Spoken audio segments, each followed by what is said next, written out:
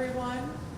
My name is Brooke Pinto. I'm the Ward 2 council member, and it is an honor to be here with you all today to recognize our first responders and remember and honor the lives that we lost on September 11th, 2001. Thank you for the beautiful presentation of the colors. I want to express my sincere thanks to Muriel Bowser, our Fire and EMS Chief Donnelly, David Hoagland, and Aretha Lyles, leaders of our local IAFF and local 3721. I want to recognize my other colleagues who are here, our Attorney General, Brian Schwab, Large Council Member, Robert White, Ward 7 Council Member, Wendell Felder, and Ward 3 Council Member, Matthew Fruman. You know, this has really become a storied, important event in our city, and as we recognize and honor and remember the tremendous sacrifice and service of our first responders on 9/11, I'd like us now to have a moment of silence in their honor.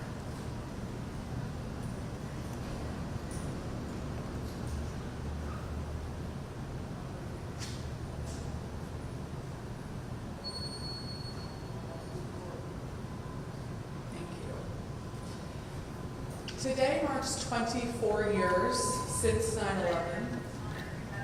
I think it is safe to say for everybody who was alive during that time, we all remember exactly where we were on 9/11, one of those rare experiences in our shared American experience. I remember where I was on that morning,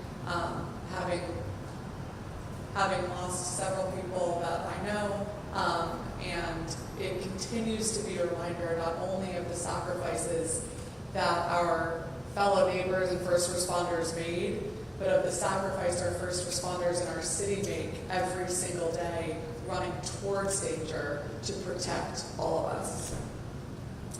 I think it's really important as we remember the lives that we lost to continue sharing our stories and educate young people about September 11th, so that the bravery of our first responders and those who served as heroes amongst the rubble and ashes are never forgotten.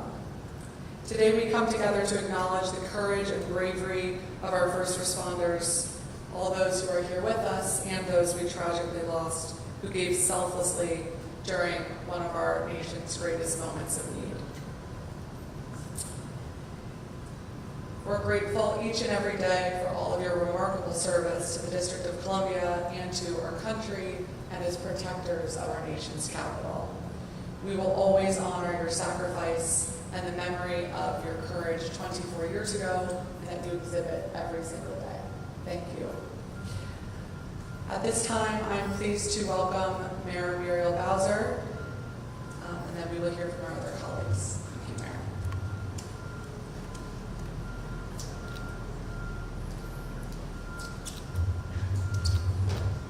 Good morning. I want to welcome each of you to DC Fire and EMS Engine 16 in the heart of downtown Washington, DC. I want to thank Councilmember Pinto and Councilmember Fruman for continuing our tradition as a city for gathering at this firehouse. This firehouse that protects the downtown, protects City Hall, and protects so many of our residents, visitors, and workers. This firehouse also, of course, one responding to the events of 9/11 at the Pentagon. I want to recognize DC's elected officials, including the Attorney General, Councilmembers White, Felder, as well, joining the Ward 2 and Ward 3 council members. I want to acknowledge the leadership of DC's bravest, DC's Fire and EMS Chief John Donnelly, command staff, and all firefighters, all EMS personnel. We've been joined by the Commanding General of the DC National Guard, General Leland Blanchard. I want to thank you for being with us as well. We know that our lives were forever changed 24 years ago. Our nation changed in an instant in New York City at the Pentagon, and of course in the skies over Shanksville, Pennsylvania. And so each year on this day, we come together to remember lives lost and to vow never to forget. We remember 3 young souls, our kids, on a plane to go and to learn. DCPS students who were aboard Flight 77, Bernard Brown, Asia Cotton, and Rodney Dickens. We remember their teachers and guides who committed their lives to teaching, who were by their side: Sarah Clark, Hilda Taylor, Ann Judge, Joe Ferguson, and James Debonair. And we remember the Washingtonians whose lives ended on Flight 77 and at the Pentagon: David Charlebois, Paul Ambrose, Karen Kincaid, Ronald Milam, Carolyn Hammond, Brenda Kiegler, and Edna Stevens.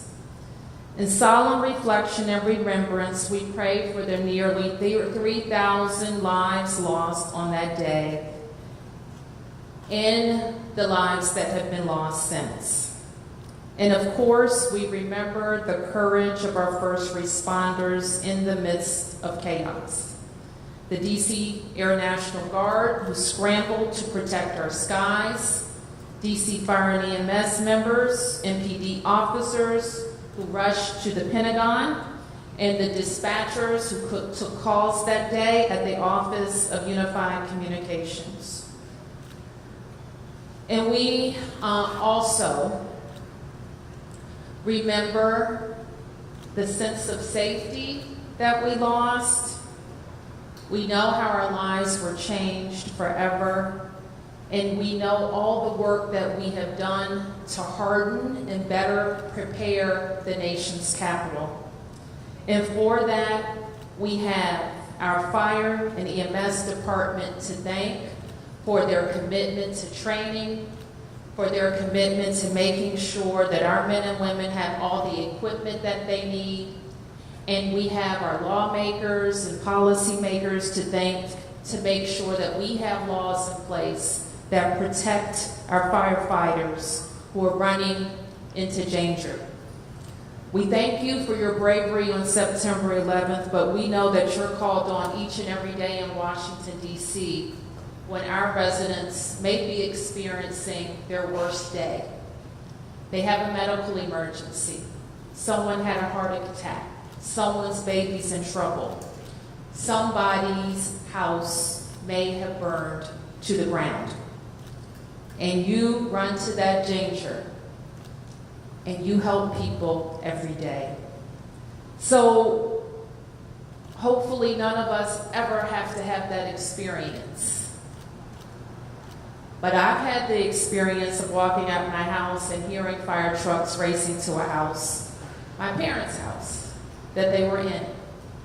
I've had the experience of having to see you in action and know the sense of calm that you bring to a panicked person in need of help.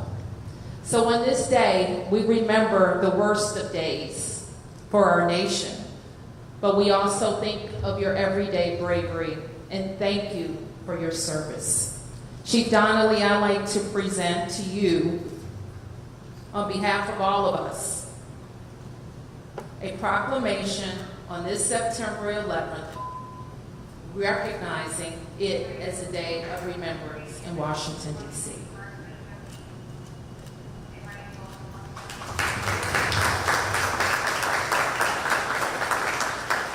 And I'd also like to recognize the leadership of the unions representing both the fire and EMS units at DC Fire and EMS, David Coughlin and Aretha Lyles.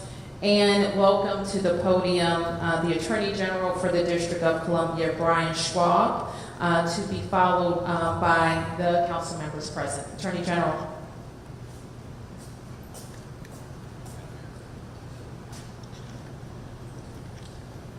Good morning. Chief Donnelly, Brigadier General, welcome. I'm honored to be here again this morning with all of you. Thank you for giving me an opportunity opportunity to celebrate and remember. Just as Councilmember Pinto mentioned, every one of us remembers exactly where we were that September morning. Beautiful blue sky, crisp air, and our lives forever changed in that moment. I remember exactly where I was. I was in a cab in traffic on L Street, right around the corner.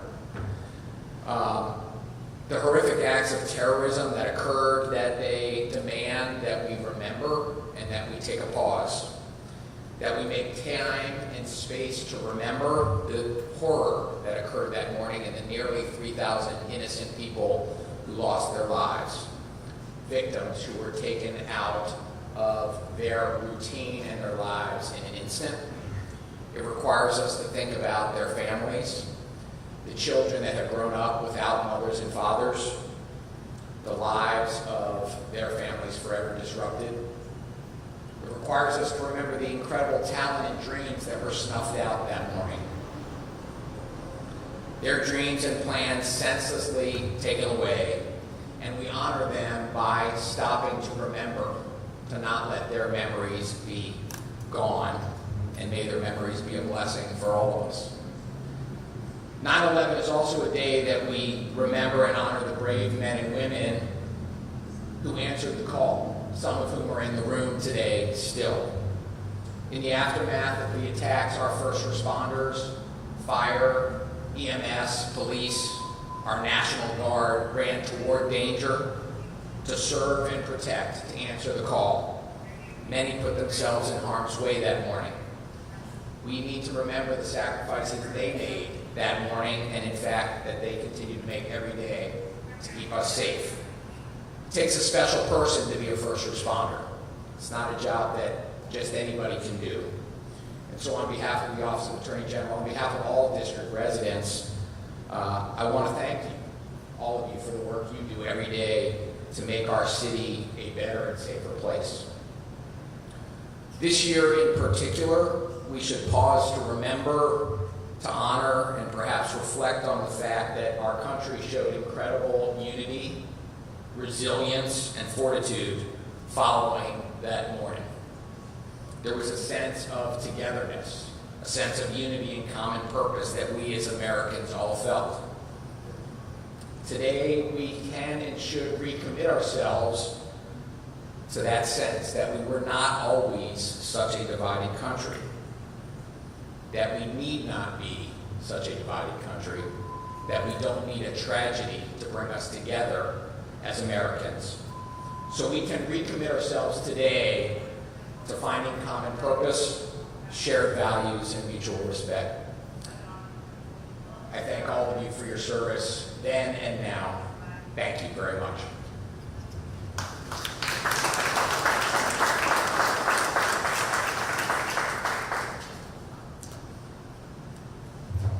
Thank you, Mayor. Thank you, Attorney General.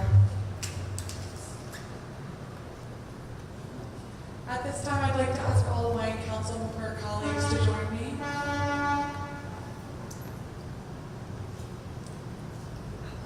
And we can hear from Councilmember Furman, then Councilmember White, and then Councilmember Phillips. Thank you very much. It's an honor to be here. It's a very, very special day. There are all of the memories of the sacrifices from 9/11. I too, everybody remembers exactly where they were. I remember walking up Connecticut Avenue in a sea of people because the metro was closed, and so everyone was leaving downtown and going in all directions to where they lived. But I'm also struck that a very clear memory I have is a couple of weeks later being out at our child's soccer game in Hardy Park, where now as the Ward 3 council member, a big thing I have to deal with is the airplane noise in that part of the city, and there was none. We stood on that field and there were no planes flying, and the silence went straight to that sense of fear and the shattering of our sense of safety that we had on that one crisp September day, but also going forward even to today. but what do we have in that space? What gives us comfort in that space? And it was the response of our first responders. The people who ran towards danger, made real differences in people's lives, and do that today. And this event honors 9/11, but it's, in one way it's a good thing, just period, to take a pause and appreciate our first responders, whether it be fire EMS, whether it be our police department, OUC, our emergency responses in every different way. Thank you, thank you, thank you to our first responders.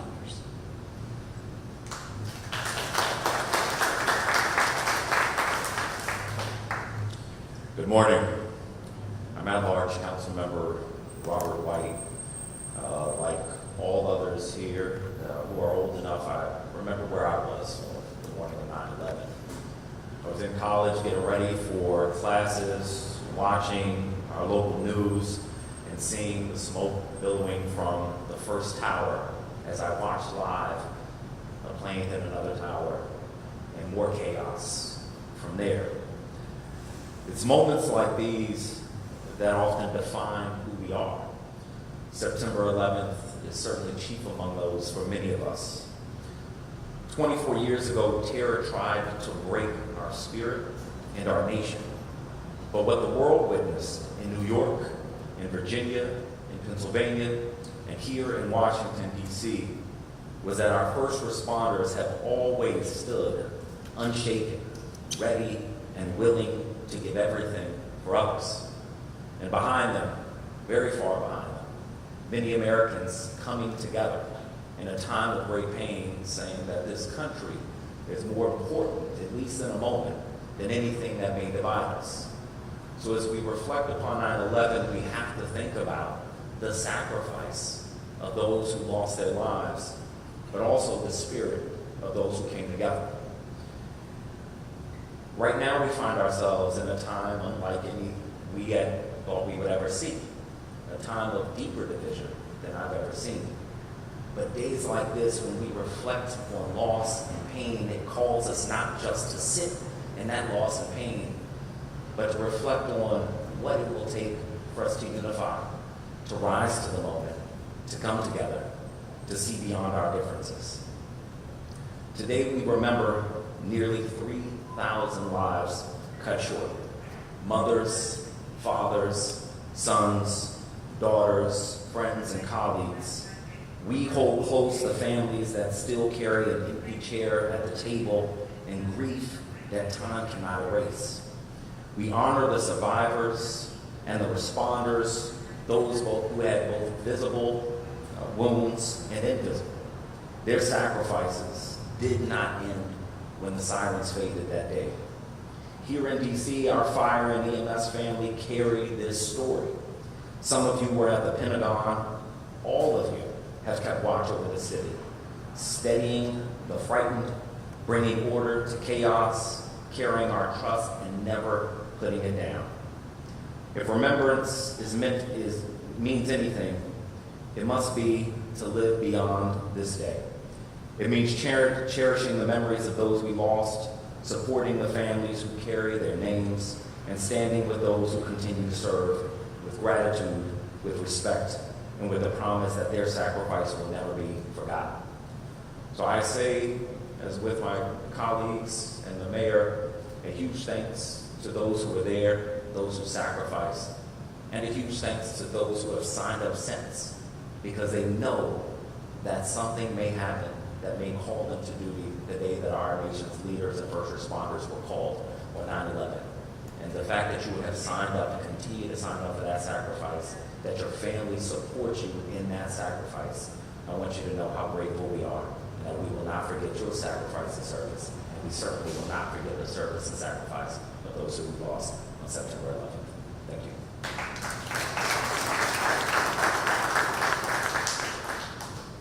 Good morning, everyone.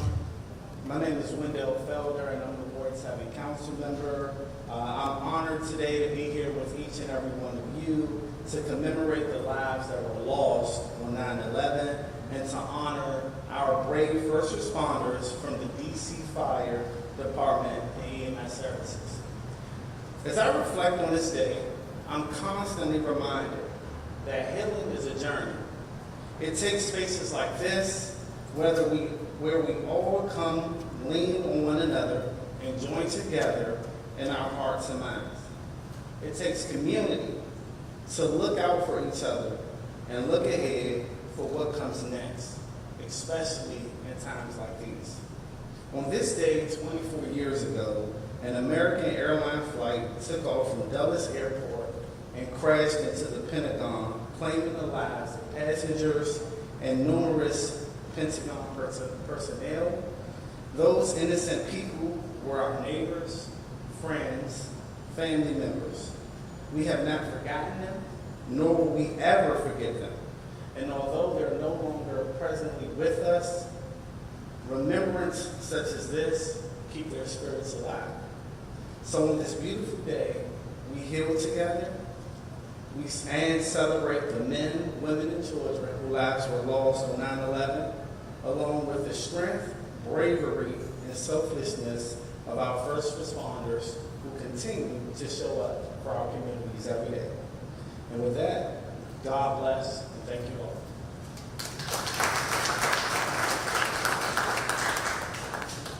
Good morning, I'm Phil Mendelson, Chair of the Council. Sorry I was a little bit late getting here.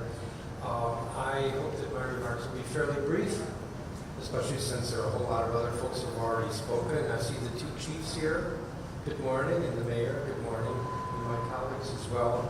And of course, all of our first responders, good morning to you as well. I really just want to make 2 points. The first has been made over and over already this morning, and that is that this is a day to remember how tragic it was what occurred on 9/11, 24 years ago. And it's staggering when we look at the numbers, the number of civilians, the thousands of civilians who were killed, and the number of first responders and the hundreds who died. And this was mostly New York City, but not entirely. We know that there were our own losses here in the District of Columbia, and our own response by our first responders here in the District of Columbia. So today is a time to remember, but it is also a time to reflect on what lessons we learned. Or maybe we learned at the time, but we've kind of forgotten since then, and that's what's so important about emergency response, and I just want to touch on this for a moment. One of the lessons we learned was the need for better interagency coordination. That another lesson was that we need to work at messaging to the public. And another lesson that we learned, or maybe have forgotten that we need to relearn, is the need to know in advance what the protocols are for a response. So just very briefly what happened that day, and I don't mean what happened in New York City, but what I remember is the Office of Personnel Management for the federal government decided to close. The federal government closed. Thousands of federal workers got in their cars to go home. Meanwhile, the military district for Washington closed the bridges so nobody could go home. We had nothing but gridlock in our streets. Secret Service closed down not just around the White House, but for blocks and blocks around the White House. And meanwhile, the public didn't really know what was happening. And so there are a lot of lessons to be learned about interagency coordination, messaging to the public, and protocols for response. And that's an important part, in my view, of today, is to remember that we need to always be on top of what our emergency response will be when there's a situation that we can't possibly foresee. But it is also a day for remembrance, so we remember all those whose lives were lost here in the metropolitan region as well as in New York City. Thank you.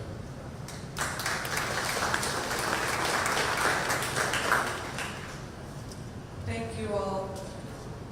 Now, on behalf of all of my colleagues, I'm pleased to continue our tradition of presenting the ceremonial resolution introduced by Councilmember Fruman and introduced by all of my colleagues here today to Fire and EMS Chief Donnelly to recognize your extraordinary service to the district.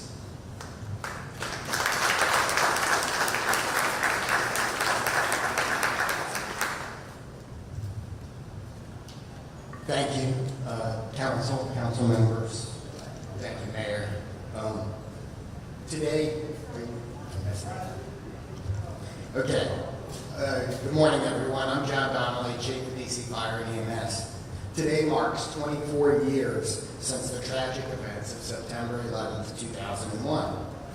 We gather here at Firehouse 16, and we say Firehouse because that signifies that we are part of the community, and this is where our first responder family comes together, and that's the way we view ourselves. We do this not only to remember the lives lost, but the heroism displayed that day, but to reaffirm our commitment to service, resilience, and unity. Since that day, our nation and our department has faced many other difficult moments. And while we know more challenges will come, we also know that each one of these challenges offers us an opportunity to grow and learn. So what does never forget mean in that context? As a leader and as the leaders of the department, we believe it is our responsibility to carry forward the lessons of every tragedy. And from 9/11, we learned the value of coordination, the strength of our regional mutual aid, and the importance of clear communications and command. These lessons were not just theoretical. We recently applied these to the plane crash response in January. The principles taught by Arlington Fire Chief Jim Schwartz about the establishment of command, transitioning command, and working seamlessly with our federal partners were instrumental in guiding our command team during that incident. These insights, born from the chaos of 9/11, helped us bring order to a complex and high-stakes situation. But perhaps the most enduring lesson of 9/11 is this: our responders are capable of extraordinary things. In the face of danger, uncertainty, and loss, they adapt, they overcome, and they perform with courage and professionalism. That truth remains as powerful today as it was 24 years ago. We also recognize that the toll of these events does not end when the scene is cleared. Many of our responders carry the weight of what they've seen long after the sirens fade. We must continue to support them, not just in the moment, but in the months and years that follow. Today, I want to thank Mayor Bowser, the city administrator, the deputy mayor, and the council for their continued support of our first responders and the critical missions that we carry out every day.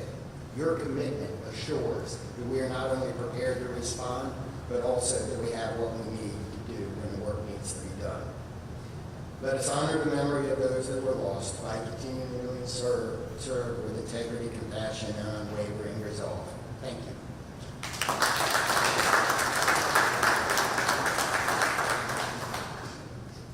So with this, I'd call up Commanding General of the DC National Guard, Leland Blanchard.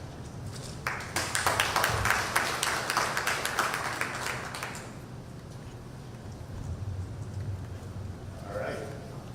Mayor Bowser, Attorney General, members of the District Council, Chief Donnelly, Chief Smith, distinguished guests and residents of the District of Columbia, on behalf of the 2,400 Capitol Guardians, thank you for inviting me today. 24 years ago, Americans around the country woke up and went about the start of their day. Many were looking forward to discussing the Monday night football game that had been played at the brand new stadium in Denver. Two of our own DC Guardsmen, then Lieutenant Colonel Mark Sassville and First Lieutenant Heather Penny, started their day as any other, reporting to work at Joint Base Andrews. When aircraft hit the World Trade Center towers and then the Pentagon, they went on alert. The nation went on alert. The motto of the National Guard is always ready, always there. The iconic Minuteman, one moment tending to the fields, and the next ready to respond and defend the community and the nation.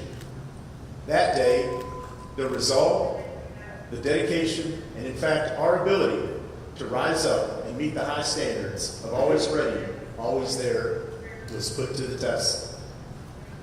The call came in, the mission given to Sassville and Penny: find United Airlines Flight 93 and stop it. They took to the skies, the F-16s.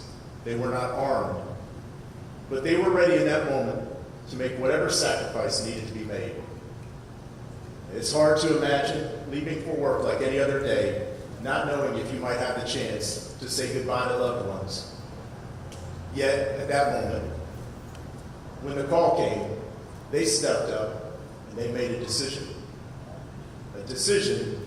to do whatever it takes. That day, many people made that same decision, whatever it takes. First responders grabbed their gear, moved to the scene in New York and here in our capital. First responders moved quickly, literally moving right into a situation we could not have imagined. Not fully knowing the dangers ahead, but knowing that we needed them. We needed them to do whatever it takes. Now, every day, soldiers, airmen, police officers, paramedics, and firefighters say goodbye to their loved ones and report for duty. Always ready to answer the next call, always there when we need them. They don't know what is next, but we know we need them. On that tragic day, September 11, 2001, our service members and our first responders were exactly what we needed them to be. The best of what America has to offer. They did not hesitate. As we honor our solemn duty to remember the lives lost that day, we also recognize that you wake up each and every day and you make a decision. Whatever comes, I will do whatever it takes. Now, I am forever grateful to each and every one of you as you continue to represent the best of America, the best of our community. They did not hesitate, and you do not hesitate. When the call comes, our pledge, the DC National Guard will stand side by side with our first responders, and we will remain always ready, always there. Thank you, and God bless.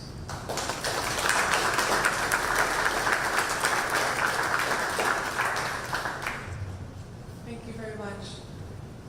I'd now like to call David Hoagland, President of IAFF Local 36. That's the podium.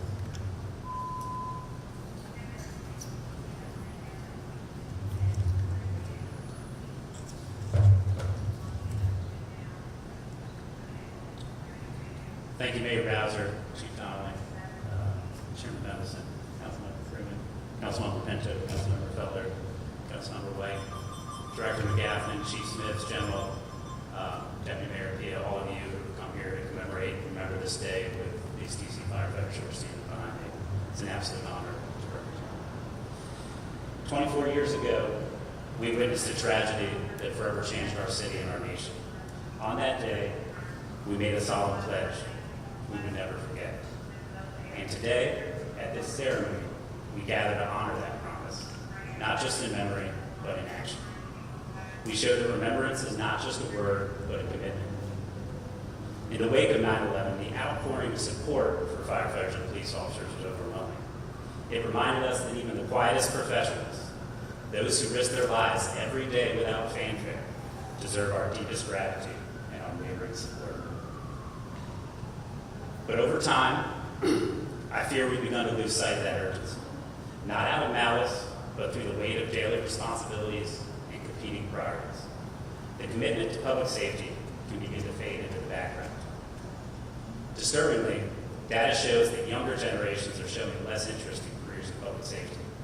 This should give us all pause, because without those willing to serve, protect, and respond, our communities become more vulnerable. Our city leaders must rise above rhetoric. Words without action bring hollow.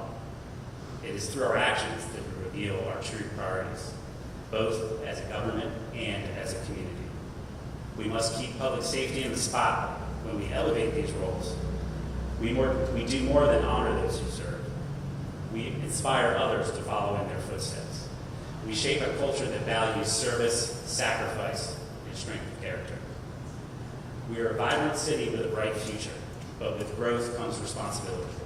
As our city evolves, so must our commitment to protecting it. Public safety is not a line item, it's a lifeline. It's not a cost, it's a commitment to everyone in our care. It's not just a budget figure, it's the backbone of a safe, thriving community. It's not an expense to be minimized, it's an investment in our collective future. We cannot afford to treat public safety as optional or reactive or temporary. It must be proactive, prioritized, and permanent.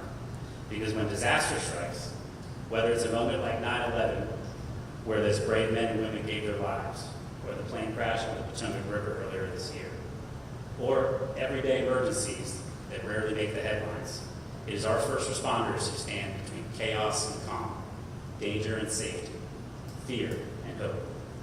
To honor them is to support them. To support them is to prepare for what's next. And to prepare is not a luxury, it is our duty. Public safety must always come first, because when it does, everything else, growth, opportunity, and community, can follow. Thank you.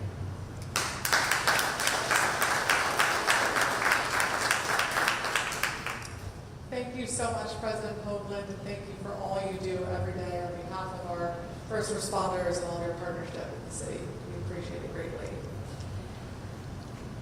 So we will continue to commemorate and honor this day each year, but I want to again thank all of our first responders at Fire and EMS, our Deputy Mayor, our Police Chief, our HCMA Director, our OUC Director, National Guard, and all of those who do this work every single day, because we will not take for granted what you do to protect our residents and visitors every day.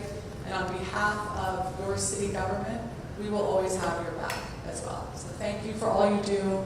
I'm going to ask the Mayor and the Attorney General to rejoin us up here, and with that, we will close out today's event. Thank you very much.